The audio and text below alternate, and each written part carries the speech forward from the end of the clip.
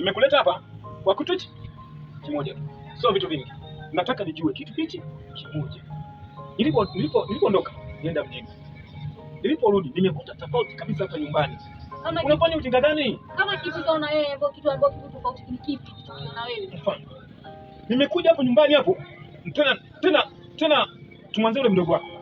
Kabadilika. Hata wewe pia umebadilika. Kwa nini? Nipake rangi, nibadilike, unaona nimebadilika kipi ambacho unaona wewe nimebadilika?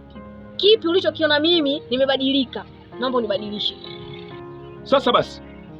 Ukiongea unanipanda kichwani. Tambua kabisa wazazi wetu sisi walituacha watu hawa wawili. Kwa nini unafanya hivyo sasa? Ndio niambie sasa kipi hapo? Unabadilisha wanaume vipi? Au paka nikuchane nikwambie ukweli kabisa. Kumbe hilo tu kakaangu.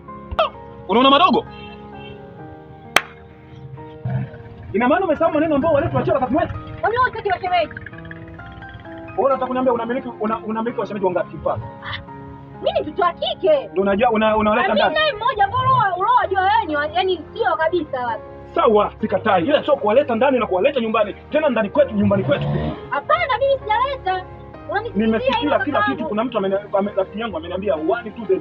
Hapana, hizo maneno ambayo mimi hapa